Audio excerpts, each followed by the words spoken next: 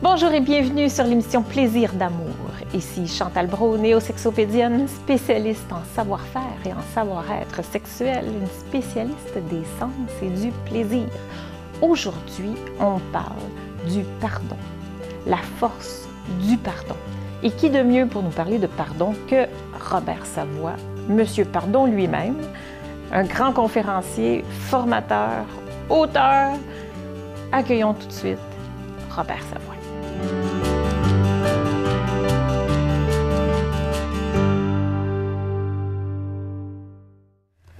Bonjour Robert, rebonjour Robert. On se revoit pour une deuxième émission. Une deuxième fois. Écoute, ça a tellement été bon la dernière fois, on ne peut pas faire autrement. On se dit, on continue. Bien, ça doit être ça. Merci. Merci de l'opportunité. Merci que je sois vu, entendu. C'est un honneur, puis c'est un privilège. Mais tu as un bagage tellement intéressant, tellement riche, comme tu as dit dans la dernière émission qu'on a faite ensemble, c'est que c'est des diamants pour toi. C'est vraiment une richesse incroyable. Bien, c'est vraiment le cas parce que tu es capable de nous parler de sujets très épineux, très souffrants, d'une façon tellement humaine et simple. Puis ça, je trouve que c'est tout à ton honneur.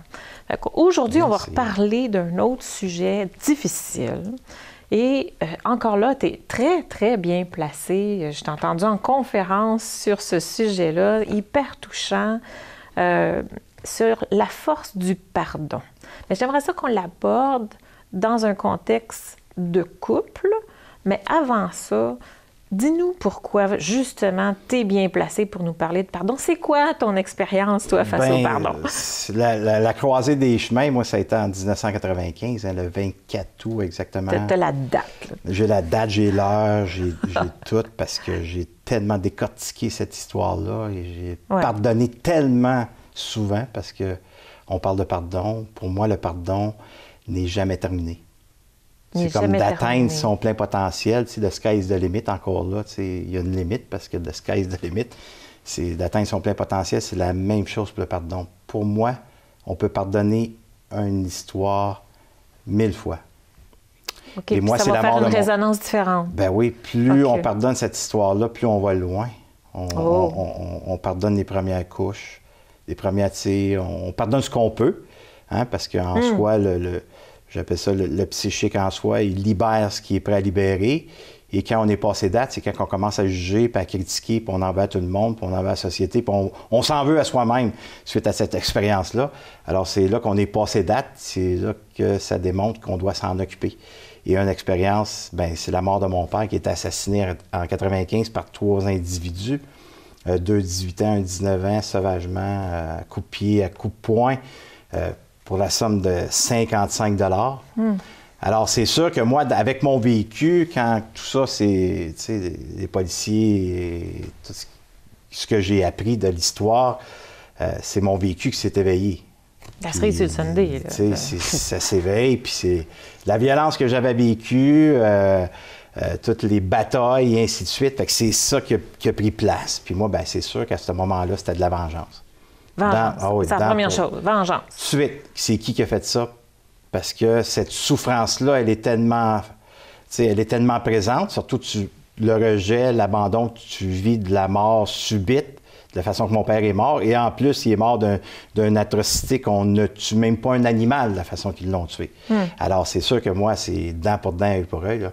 Et à cette époque-là, je prends aucune drogue, aucune boisson. J'ai arrêté, ça fait 5 ans. Et je veux pas retourner là.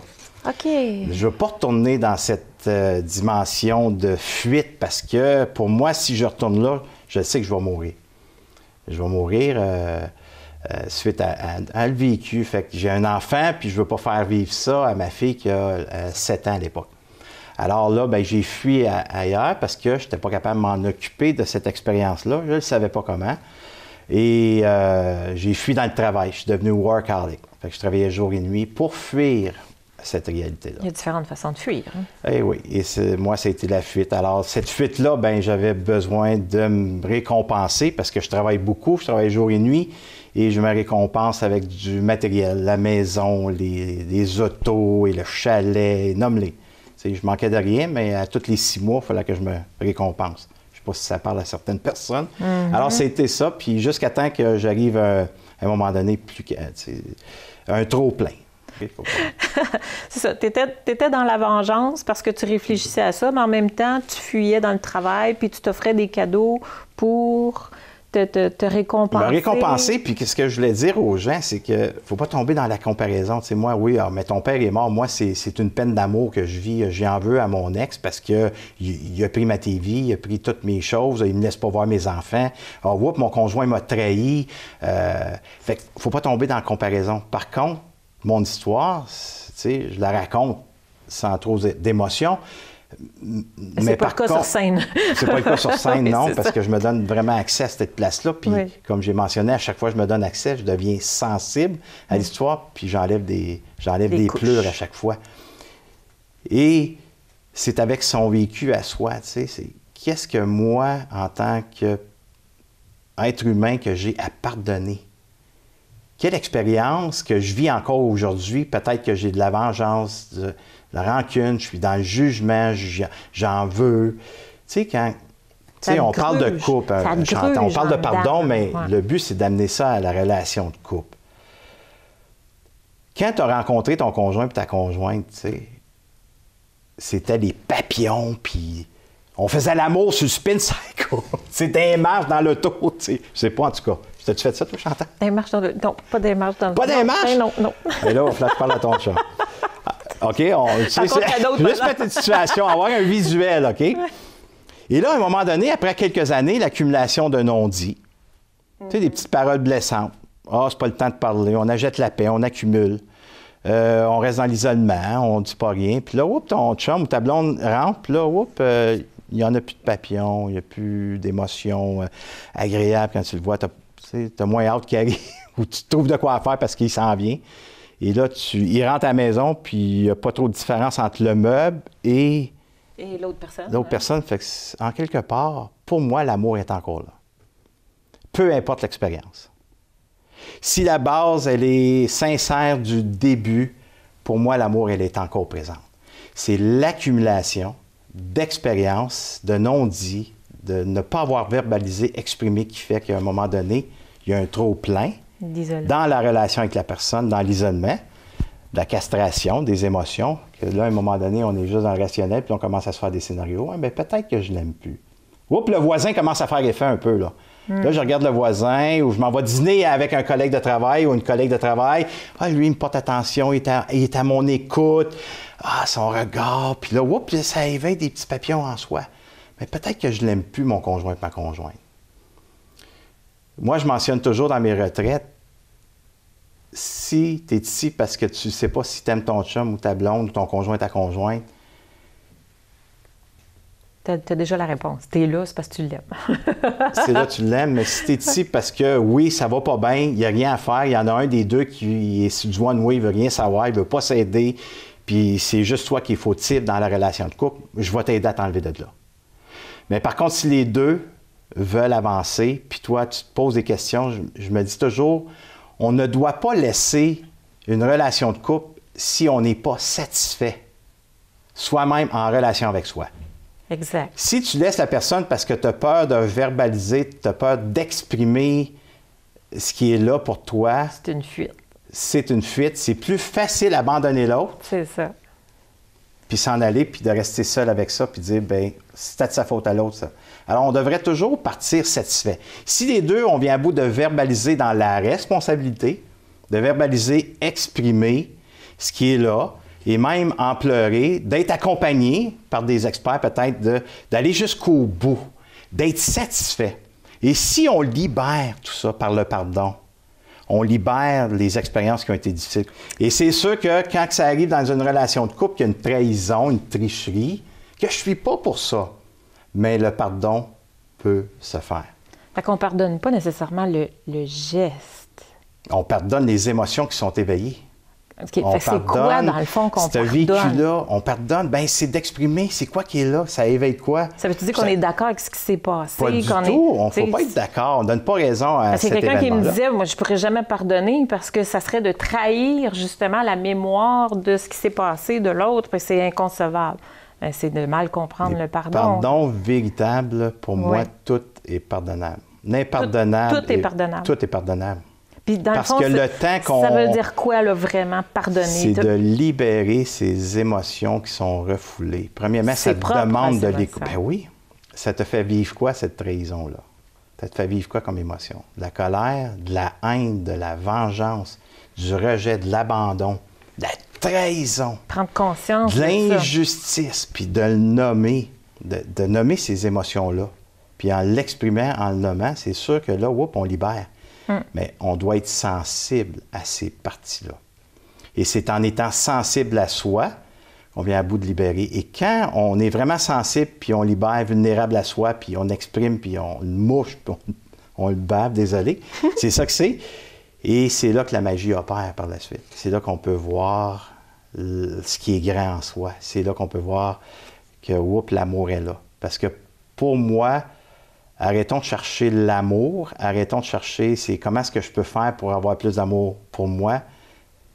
C'est pour ça que je mentionnais au début de l'émission, le plus grand des pouvoirs, c'est le pouvoir du pardon. On a besoin de se libérer. Quand on se libère, automatiquement, on donne accès au pouvoir de l'amour. Il y a tant de gens qui cherchent l'amour dans des relations. Comment on arrive à faire ça? Comment est-ce que tu arrives, là, exemple, si on reprend ton vécu, OK? C'est transposable, là, mettons qu'on revient à ton expérience avec ton père, là, OK? Comment tu arrives, c'est quoi le déclencheur dans ta tête, là, qui a fait que faut que je pardonne? Moi, c'est un trop-plein. C'était... Il faut que ça finisse. Il faut qu'il y ait quelque chose qui arrête. Puis on n'a pas besoin d'aller là, aussi loin. Mais moi, ça a fallu que je m'amène dans le fond du baril. Tu sais, j'étais dans la douche chez nous, puis là, je vivais, veux pas, travailler jour et nuit. Je me suis bâti un empire en entreprise, alors j'ai eu des problèmes. Ma conjointe est partie avec mon enfant. Je suis seul dans ma grosse cabane de 5 chambres à coucher, puis nomme-les, là, tu sais. Puis là, je suis assis là, puis je me dis... J'ai tout ça, mais je suis tout seul à vivre ça, tu sais. Fait que là, à un moment donné, je suis en douche chez nous, puis j'ai tellement en colère, j'ai tellement mal d'un trip, je ne sais plus quoi faire avec ça. Je ne sais pas quoi faire avec ça. Alors, je me suis mis à me frapper, à me battre, parce que je vais avoir mal ailleurs que d'un trip. Et là, je hurle ma vie, je crie, et je ne sais pas combien de temps que ça dure, mais quand je sors de la douche, je me suis écrasé dans ma chambre comme un petit enfant. Et là, j'ai été sensible à moi. J'ai pleuré, j'étais vulnérable.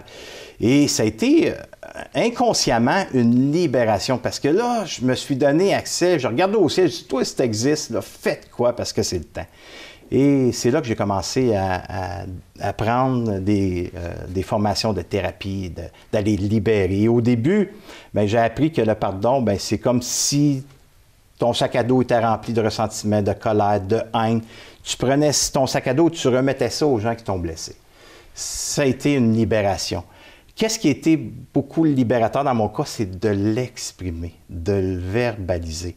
Et comme tu as dit, Chantal, à chaque fois que je me positionne puis je me donne le droit de vivre ce qui s'est passé en 95, pas par la victime en soi ou faire pitié ou par ma sensibilité, de revenir dans cette place-là, il y a une magie qui s'opère en dedans de moi. Il y a un accès, je donne accès à quelque chose de grand. Et de plus en plus, je crois que cet accès-là que je me donne, je le donne aux gens aussi, qui sont présents dans cette salle-là. Ah, c'est intéressant ce que tu dis. Et cet accès-là que je peux donner, ça aide les gens à se libérer. Donc, le fait de t'accepter, de dire OK, d'accepter la situation, mais de te pardonner dans cette situation-là. Hein? Dans le fond, c'est un peu ça, là. Si je comprends bien ce que tu dis. Le pardon, c'est les autres nous réveillent dans nos affaires. Ils nous réveillent pas dans nos bébites. Des émotions, en passant, la gang, c'est pas des bébites, c'est des émotions. Et ces émotions-là, c'est qu'on est vivant. Qu'ils soient saines, malsaines, c'est de s'en occuper. Mm-hmm. Alors, si je m'occupe de mes émotions qui sont désagréables, qui sont difficiles, souffrantes, puis je le verbalise, je l'exprime d'une façon responsable, bien, c'est moi qui libère mes émotions. Donc, sans accuser l'autre. Les expériences, oui. Être responsable, des fois, c'est pas toujours compréhensible pour plusieurs personnes. Ça veut dire quoi de façon responsable? Bien, c'est de mettre le projecteur sur soi. Moi, j'aime bien ça, cet exemple-là. Regardons-nous. On remarque que c'est beaucoup ça qui se passe. Hein? Qu'importe le sujet qu'on va parler, on parlait de honte, on parlait de pardon, on parle d'amour, on parle de toutes sortes de choses. C'est toujours de ramener le miroir vers soi. Tout le temps ramener ça à soi. Tu sais, là, un bon 15 minutes de jugement, c'est correct. Mais après 15 minutes, c'est assez. Arrête, oui. Revenons, là. OK, là, regardez, qu'est-ce qui est là, tu sais, surtout dans une relation de couple. C'est tellement facile aujourd'hui. Je prends mes sacs verts, puis je m'en vais. Hey, j'ai un exemple clair et précis, Chantal. Vas-y. Moi, là, quand on prend conscience de son fonctionnement, c'est la plus belle chose qu'un être humain peut faire. Tu sais, de se connaître, hein? La pleine conscience, on a pleine conscience. Quand on se connaît, là, c'est le plus beau cadeau qu'on peut se faire en tant qu'être humain. Et moi, là, c'est facile pour moi. Moi, je suis un abandonné. OK. Et quand ça va pas bien avec ma conjointe, malgré qu'elle est thérapeute en plus, en relation d'aide, là. Elle n'est pas thérapeute, elle ne fait pas sa thérapeute avec moi, là. Pas du tout. Mais elle a des connaissances, puis j'ai mes connaissances dans le milieu du mieux-être, tout ça. Mais quand je suis déclenché là, moi, là, tout de suite, boum! Tout de suite, là, j'ai mon appartement, j'y laisse tout, j'ai mes sacs verts, moi, je pars.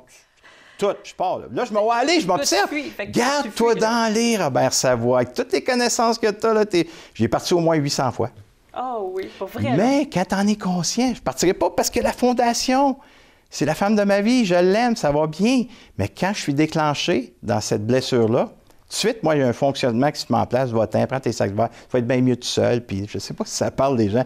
Puis là, tu sais, tu mérites bien mieux que ça, puis tu vas être bien. Puis, hein? C'est le discours intérieur qu'on peut avoir. Alors, pourtant, c'est une belle opportunité de revenir en relation avec moi. Avant, ça me prenait 72 heures, parce que là, je restais dans l'isolement.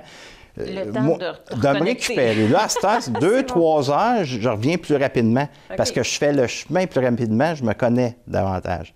Alors là, je reviens en relation avec moi. Et quand je suis en relation avec moi, je suis dans ma fondation de qui je suis, en intimité de mes pensées et de mon affectivité. Je suis en cohérence. Par la suite, je peux revenir en relation avec ma conjointe. Et là, bien, voici ce qui est là. Voici ce que j'ai vécu. Voici ce que j'ai vécu comme sentiment, les peurs qui est là. Puis là, bien, le fait que je m'accompagne, puis que je parle de moi, bien, ma conjointe, elle a le souci de mon vécu, elle a le souci de ce que j'ai vécu. Elle sait mon fonctionnement. Elle sait que j'ai dit, là, j'ai juste le goût de partir, puis je pense que pour l'instant, on va arrêter ça là parce que... Allez prendre une marche. Aller prendre une marche, pour moi, si je parle, ça va être désagréable ce qui va sortir de ma bouche. Ouais. Fait que mon moyen de protection, j'arrête. Laisse-moi le temps de me récupérer, je vais revenir quand que je vais me récupérer en relation. Alors voilà le pardon, comment est-ce qu'il est important. Il est important parce que je suis déclenché par une expérience extérieure, fait que je dois m'occuper de ce qui est déclenché en moi pour être capable de me libérer de ça, de me pardonner de cette expérience-là pour que je puisse revenir dans ma pleine puissance. Ça fait aussi, finalement, la résultante que ta relation devient plus enrichissante et plus complice. Parce que quand tu es en réaction, tu rentres dans l'autre, c'est pas bien intéressant. Et quand tu dis, OK, attends une minute, je vais prendre le temps de me déposer, là, je vais aller prendre une marche, là. Puis après ça, bien, tu fais, bon, OK. Tu récupères ta responsabilité. C'est sûr qu'au début, ça fait, je sais pas, pour toi, évident, Chantal, mais ça fait comme, ça me tente pas de me récupérer. Puis c'est correct. Tu sais, des fois, des fois, tu es vraiment convaincu que c'est l'autre qui est dans le tort. On est humain, là, malgré ce qu'on fait. Oui. On est humain. On est tous humains, la gang. On est des êtres humains. Ça veut dire qu'on n'est pas des extraterrestres. On a le droit de vivre ces émotions-là. Mais par contre, de ne pas tout jeter le blâme sur l'autre. Oui, mais il m'a trahi. Je suis d'accord. Il n'y avait pas à faire ça. Il me jalouse, il m'empêche de faire des choses. Oui, mais il me manipule. Oui, mais ça prend un manipulateur pour être manipulé. Puis qu'est-ce qui nous déclenche tant? Okay? Mettons que l'autre, justement, a été infidèle. Qu'est-ce qui nous fait si mal dans le fait de l'infidélité à l'autre? Est-ce que c'est vraiment le fait qu'il ait été couché ailleurs? Il y a eu d'autres partenaires dans sa vie, pas sûr que ce soit ça. Qu'est-ce qui le déclenche? C'est la souffrance que ça fait vivre. Ça réveille tout de suite dans le vif de la blessure de trahison. Voilà. Qui est en parallèle avec l'injustice. Tu sais, c'est en parallèle, puis là, bien, ça éveille parce que c'est accompagné, hein? La trahison, l'injustice, c'est accompagné de quoi? De culpabilité, de colère, de honte.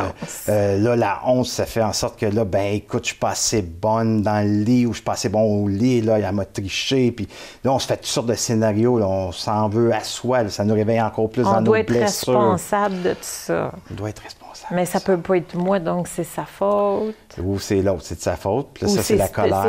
C'est l'autre bitch, là. C'est sa faute de l'autre. Alors, c'est ça. Puis c'est des réactions, je peux dire, normales, mais c'est de s'en occuper, de ne pas rester seul. Et surtout, mais Chantal, ça, c'est de reconnaître, c'est la réaction, c'est la défensive. Ouais. Moi, là, quand ma mère est encore vivante, puis elle est extraordinaire, ma mère a 88 ans, mais mes premières peines d'amour, là, tu sais, maman, peine d'amour, maman, mon pauvre petit gars, tu sais, une de perdue, 10 de retrouver. Son intention, elle ne voulait pas que j'aie de peine, elle était sauveuse, tu sais, puis elle me prenait en charge de pas me... Tu sais, elle voulait prendre mes émotions puis aller vivre à ma place.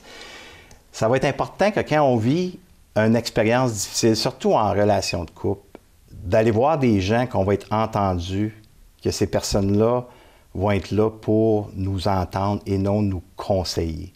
Parce que si on parle à sa meilleure amie, puis elle n'a pas le sens de l'écoute, puis elle t'encourage. Hey, c'est un maudit, puis en tout cas, j'espère que tu vas le laver, puis j'espère que tu vas faire telle chose. Ou faire la même chose. Ou fais la même affaire, fallait vivre ce que tu vis. C'est de la vengeance. T'sais. Fait que ça prend quelqu'un qui va être capable de nous accompagner, nous entendre là-dedans, pour revenir le plus rapidement en intimité avec sa relation. Parce que c'est ta relation à toi la plus importante. On retrouve les mêmes fonctionnements. Là. On reparle de vengeance, on reparle de défensif, d'attaque. Encore là, c'est toujours le même processus finalement. Hein? Fait que c'est toujours transposable. On parle de pardon. Puis, bien, pardonner à l'autre, pardonner à la situation, non. Pardonner... L'expérience de l'autre, c'est pour arriver à se pardonner soi. Il y a quelque chose à comprendre là-dedans, là. C'est de se pardonner soi. Puis bien souvent, c'est pas d'essayer de comprendre, c'est de vivre l'expérience du pardon. Vivre l'expérience du pardon. Parce qu'il y a bien des gens qui veulent comprendre, puis comme je dis aux gens, viens vivre ma retraite, puis on va faire le chemin ensemble, on va faire des... Moi, tu as des exercices, là. Je fais des exercices simples en respectant le rythme, bien sûr, de l'individu. Jamais je vais provoquer quelque chose pour pousser la personne à pardonner. Tu peux nous donner un exemple d'un type d'exercice que tu peux faire? Bien, ça va être exemple, il y a des intervenants, puis exemple, une expérience qui va être saine, tu sais, pour commencer à dire, OK, nomme-nous des hontes que tu as vécues dans ton vécu, là, d'aller à zéro, aller jusqu'à aujourd'hui. Puis commence dans peut-être la dernière semaine. Parce qu'il y a eu des hontes. Il y a des gens qui ne savent même pas qu'ils ont des hontes. Non, exactement. Et là, j'explique c'est quoi la honte. La honte, c'est qu'on vit ça contre soi. On s'en veut, on se tape sur la tête. Là, le discours intérieur part. Puis là, ben là, après ça, on devient sauveur un peu, là, dans la victime. Puis là, on veut prendre l'autre en charge, puis on veut se faire aimer. Puis là, cette honte-là qui prend toute place. Là, finalement, on est souvent dans la honte, là. C'est ça que tu es en train de me dire, là. Pas tout le monde, mais d'en prendre conscience que quand on est là, c'est souffrant. Et si on s'en occupe pas, ben on est déclenché souvent à cette place-là. Et si on n'est pas conscient, il y a un fonctionnement qui s'y met en place. Je défends pour ne pas ressentir ça. Puis c'est ce fonctionnement-là qui est souffrant, mais qui est confortable. Parce qu'on le connaît. Bien, on le connaît, puis là, je tombe dans, ben là, c'est de ma faute, puis tu sais, j'aurais dû pas dire telle chose, puis je m'excuse, puis je le ferai plus, puis tu sais, là, cette honte-là, hein, on veut pas la ressentir, on veut pas être touché de dire qu'est-ce qu'on fait. Fait que là, on fait toutes sortes de choses pour être aimable. Et là, j'appelle ça le syndrome du bon gars ou le syndrome de la bonne femme. C'est que là, on devient des bonnes personnes, tu sais, puis là, ben on s'oublie. Combien de fois qu'il y a des gens qui font des retraites ou des ateliers puis disent « My God, que je me suis oublié pendant toutes ces années. Je me suis tellement oublié pour plaire aux autres, pour ne pas déranger. Hein? » C'est inconscient.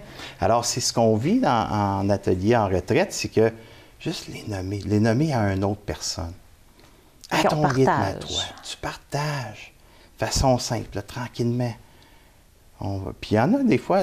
Qu'est-ce que ça fait comme effet? Qu'est-ce que là, il s'aperçoit comme moi, puis le fait de l'avoir dit, je me sens un petit peu plus léger. Je commence à sentir une paix, tu sais, à sentir que j'ai un... Fait que cette tension qui était là, le fait... Le sac à dos qu'on porte des fois qui pèse 50 livres sur nos épaules parce qu'on est dans une tension, dans cette place-là que c'est souffrant. Fait que, en prendre conscience. En prendre conscience. Le verbaliser. Juste l'écrire... L'écrire, c'est pas assez. Il faut le dire à quelqu'un d'autre. Mais le dire à quelqu'un qui est capable de l'entendre. Bien, gardez ça pour soi.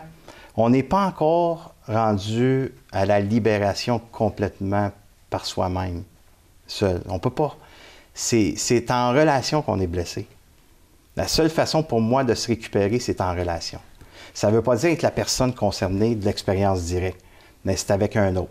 Parce que tu peux représenter l'autre personne. Fait que si je le verbalise à toi, exemple, Chantal, j'ai vécu telle situation, j'ai vécu une trahison, ça m'a fait vivre la colère, j'avais le goût de le tuer, j'avais le goût de me venger. Là, j'ai tellement mal, ça me fait souffrir. Tu sais, tu nommes ce qui est là d'une façon responsable, d'une façon que tu verbalises pas ça comme une liste d'épicerie, puis tu dis, oh, ben, j'ai dit comment je me sentais, OK, là, je suis bien. Non, tu prends le temps de ressentir. De voir ce que ça fait. Tu prends le temps. Il y a un rythme à ça, puis plus on le fait, plus on voit que la libération se fait. Comment qu'on fait pour savoir si j'ai vraiment pardonné? Oui, comment qu'on fait pour savoir Bien, ça? c'est quand tu es en face de l'autre personne ou de la situation, d'une expérience qu'on a vécue avec une des personnes, c'est quand on la voit, c'est là que tu peux voir qu'est-ce qui s'éveille en toi. Ça me dérange. Ça me dérange encore. Oups, mais là, j'ai plus de goût d'y arracher la tête, mais ça me dérange encore. Oups, puis là, OK, il y a encore du chemin à faire. Tu sais, au début, je disais, je vais pardonner les assassins qui ont tué mon père, mais je n'irai pas si bien qu'eux autres. Fait que là, il y avait juste la petite couche de surface. Je pardonne parce que j'avais compris que c'était égoïste, puis je sortais mes émotions, je faisais ça pour moi. C'était un bon début déjà. C'était un bon début. Et là, oups, ce qui a fait inconsciemment, c'est que quand j'ai commencé à partager mon expérience, qui fait qu'à chaque fois, je disais comment je m'étais senti, qu'est-ce que ça m'avait fait vivre. C'est là qu'à chaque fois que j'enlevais des couches, puis là, à un moment donné, j'ai été rencontrer un en prison et passé 4 heures avec lui. Écoute, Robert, ton expérience, ça, c'est... Moi, je t'ai entendu, de toute façon, en conférence, toute ton histoire, c'est hyper, vraiment touchant. À quel point le pardon, c'est important. Je pense que c'est une grosse partie de ton message. Si c'est ça qu'on a pu transmettre aujourd'hui aux téléspectateurs, je pense qu'on a fait un gros point. Fait qu'écoute, je te remercie infiniment de ta présence. C'est toujours un grand cadeau. Je veux revenir. Merci de la claque, j'aime ça. On te réinvitera définitivement. Écoute, merci. Merci à toi. Merci à vous. On se revoit dans une prochaine émission.